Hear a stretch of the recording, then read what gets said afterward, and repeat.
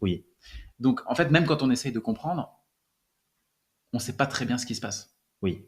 Tu peux nous en dire un peu plus là-dessus? Alors, déjà, il y a quelques boîtes qui commencent à développer. Par exemple, je vais donner un exemple très concret. On peut générer des images avec l'IA. Je pense que la plupart des gens commencent à le savoir, puisqu'on voit des images comme ça partout.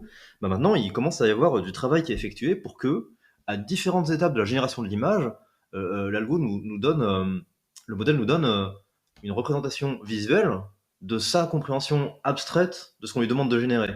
Donc ça permet de montrer par étapes un peu comment il raisonne, et il y a beaucoup de travail qui est effectué pour que ce ne soit plus une boîte morte justement, et c'est en partie pour améliorer le fonctionnement du modèle, mais aussi pour limiter les risques voilà, existentiels. Les risques existentiels, pour faire une petite parenthèse là-dessus, euh, c'est pas vraiment d'avoir un modèle qui va vouloir détruire l'humanité, mais il y a plusieurs trucs. Il y a le rule beating, comme on dit, qui est, on donne un objectif au modèle, par exemple, dans un monde post-apocalyptique, ce serait sauver la planète, et le modèle se dit, mais l'être humain pollue, mais s'il n'y a plus d'être humain, il n'y a plus de pollution. Ouais. J'ai une idée.